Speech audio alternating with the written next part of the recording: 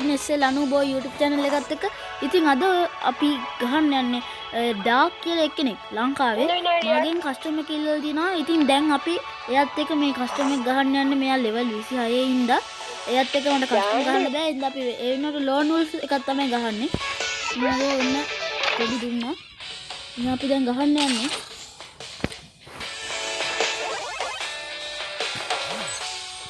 ඔන්න යාළුවෝ එහෙනම් අපි දැන් මේකට ගියා. දැන් අපි බලමු මොනවා වෙයිද කියලා මේ කස්ටම් එක.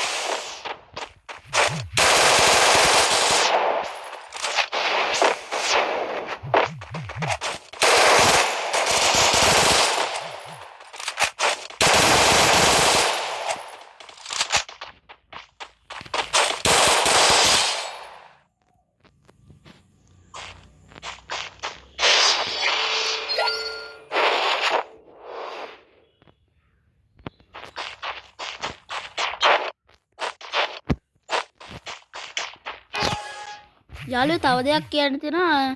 මගේ YouTube channel එක subscribe කරන්න. තව මේ වීඩියෝ එක හොඳ නම් like කරන්න. මේ මොකද මේ ගේම් එකේ ඉන්න ගමන් මම වීඩියෝ එක ඉවර කරනවා. ඒ හින්දා යාළුවෝ එහෙනම් subscribe කරලා තියාගන්න.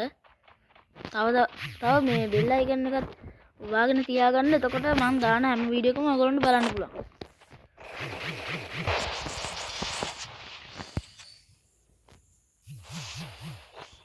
යාළුවෝ පොඩි ඉන්ටර්නෙට් සිග්නල් ප්‍රශ්නයක් තියෙනවා. මේකේ මේ හිර වෙනවා. ගණන් ගන්න එපා ඒක. මොකද මම මොබයිල් ප්ලේයර් කෙනෙක්. පේන ඇති යාළුවෝ මේ ඉන්ටර්නෙට් ප්‍රශ්නයක් තියෙනවා.